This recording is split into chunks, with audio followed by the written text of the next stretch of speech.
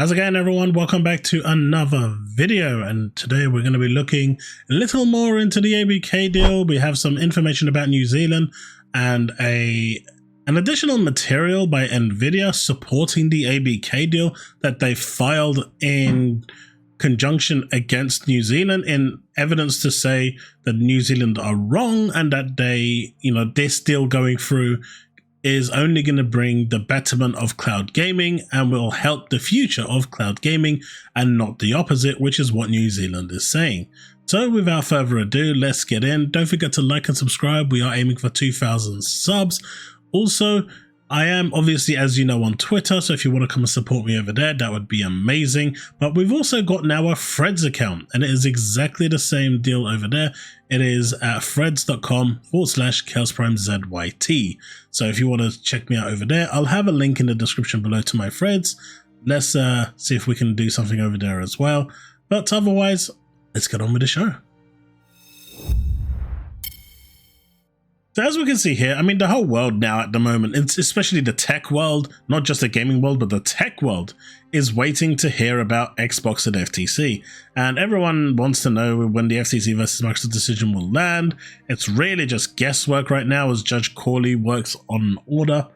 I'm still expecting something this week, which is what I was saying, by the end of the week, to allow for a potential appeal on either side, because the FTC is 100% going to try to appeal, and it's expected that when it does try to appeal, it will basically get rejected immediately on appeal. Ahead of the July 18th deal deadline, which, as we know with the CMA situation, can potentially be extended to the 28th with the caveat. But yeah, we're all waiting for this, and whether it passes or fails, I think is going to send a big message across the gaming infrastructure as a whole. So here's what we have in regards to the New Zealand regulator. They said Microsoft, this is the latest filing, by the way, from Microsoft's latest filing with New Zealand. Microsoft is showing the New Zealand regulator data with and without Fortnite. This is their cloud gaming data, to demonstrate that while Fortnite is free to play and a popular franchise, one of the biggest in the world, the consumer adoption of Fortnite on xCloud gaming was surprisingly low. And this goes hand in hand with what Satya Nadella actually said when he was saying that, because he's all about cloud, right? He wants to be everywhere. He wants cloud all over the place. He wants to be able to access everything that he's doing, no matter where he is in the world. And he said that, the success and the adoption rate that they were expecting with xCloud, it simply didn't, it didn't push through. It was a lot lower than they expected, and it didn't go the way they planned. So he was actually saying that the adoption of xCloud was actually disappointing in terms of numbers. So this over here was surprisingly low, actually coincides with what they are saying. And don't forget, he said that under oath as well, so he's not lying. There was, and I'm pretty sure, as you're seeing here, there are facts and figures to demonstrate that. This is a strong indicator that adding Call of Duty to Xbox Cloud Gaming or any cloud gaming service would not attract a significant number of new players. It's not saying that it won't, but the chances of it, based on, past massive franchises like Fortnite, show that it's unlikely. Or any cloud gaming service would attract a significant number of new players. Indeed, redacted, with Fortnite on Xbox Cloud Gaming, and gamers using the service are just redacted of the levels seen when Fortnite was available as a native app on iOS, with significantly higher churn rates. What they're saying here is, that's not to say that Fortnite did actually bad on other, providers. When you look at the actual iOS statistics, Fortnite has done extremely well. It's done very good numbers and continues to do very good numbers. But on the same device via xCloud, it just isn't doing the numbers they expected, and people are preferring native over cloud. So to say that cloud is going to dominate and take over native just isn't true. So Fortnite as a native app, Fortnite Mobile, worked hugely better on iOS than when people were playing it on iOS devices via xCloud, and retention rates among those playing the native app were far higher too. which clearly indicates that people just aren't ready for that cloud gaming service. They're not ready to make that jump. They don't trust it. They don't like the latency. Native for them will always be better. And if they have a device that is capable of running native, then they will choose native all the time. Now, for those that don't have a device capable of running native, but do have the option of running xCloud, that's a really good option. And what that does do, it allows more people to play games. So in this situation, for a regulator, it's win-win, right?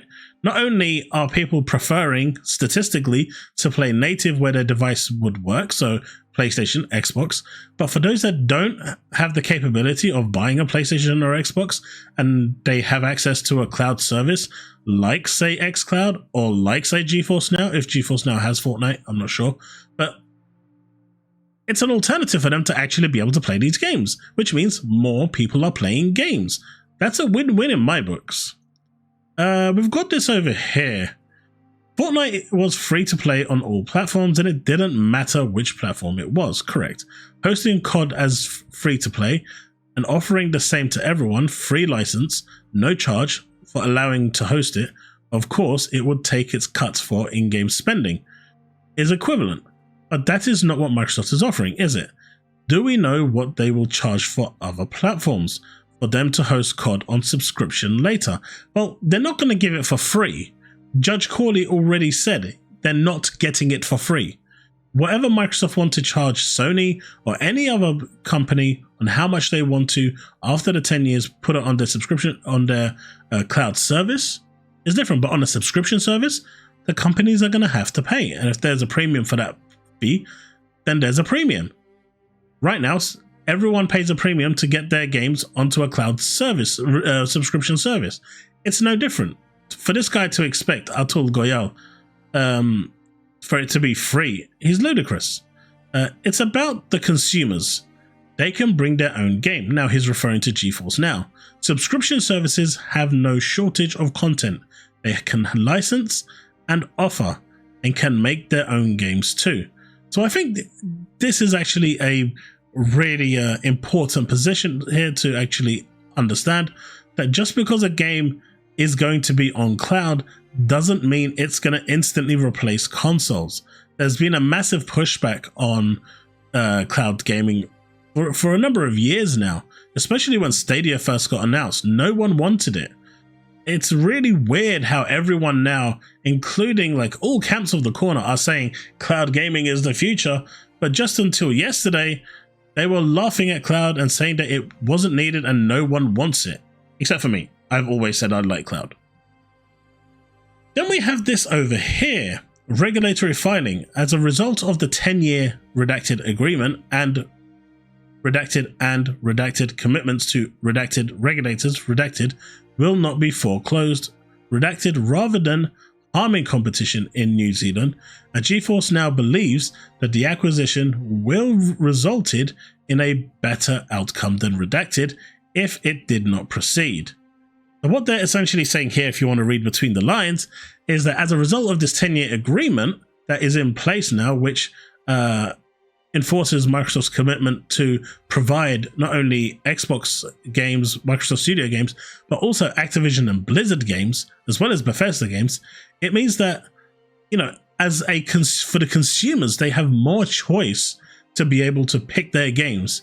And if this deal doesn't go through, those Activision Blizzard games will not be coming to cloud. Therefore, it will provide less choice for gamers. And the argument has always been, for the consumer, do they have more choice, especially in the cloud department? If the deal goes through, yes. If the deal doesn't go through, no. So the deal going through is pro-competitive because it gives the consumers more choice. Is the game coming off PlayStation? No. Is the game coming off any other platform? No. Is the game going on more platforms? Yes. How is that anti-competitive? It really isn't. GeForce Now and other cloud gaming providers stand to gain an even deeper catalogue of games if Microsoft's acquisition of Activision is completed. We see this as a benefit to cloud gaming and hope for a positive resolution. This is GeForce Now head saying this. NVIDIA fully supports this acquisition, and they rightfully should. You know, it provides more choice. And as far as GeForce is concerned, their whole business model is built on buy and bring your own game. So as far as Microsoft's concerned, if they're buying the game on, say, Steam or the Microsoft Store or the Epic Store, Microsoft is still taking a cut of that money. All GeForce is doing is providing a service to play that game just like xCloud.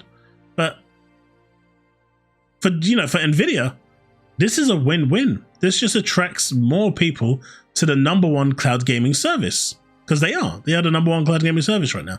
In my opinion, this is just like a no-brainer to me. I don't know. You let me know what you think, because from where I'm standing, I know these regulators are all trying to push like, oh, you're going to harm the cloud gaming sphere and you're going to cause untold damage. But the reality is, by blocking the deal, you are causing the damage that you're saying you're trying to prevent from happening. You are preventing more people having access to games. Now, what will happen in 10 years' time? Who knows? We don't know. And maybe they can put a remedy in place where they can, after 10 years, come together and renegotiate something. I don't know.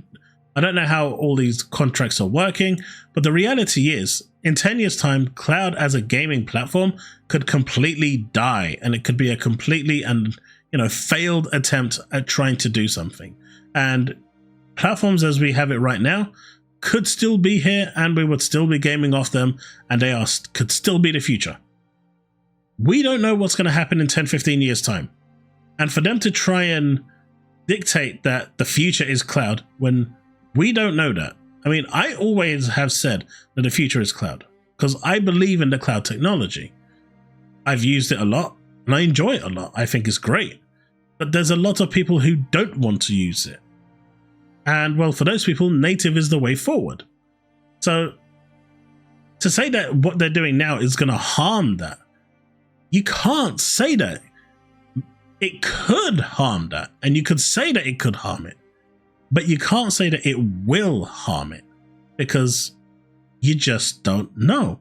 And at the end of the day, if you go on everything as in it could harm it, well, console gaming could harm the gaming industry because it restricts players from accessing games. Exclusives do harm the gaming industry because not everyone has access to those games, so players are left out. Do you see where I'm going with this? If you go on the basis of could and would and could, this can go on forever. The reality is, based on the facts that we have at present, will more people have access to Activision Blizzard games that don't have a console?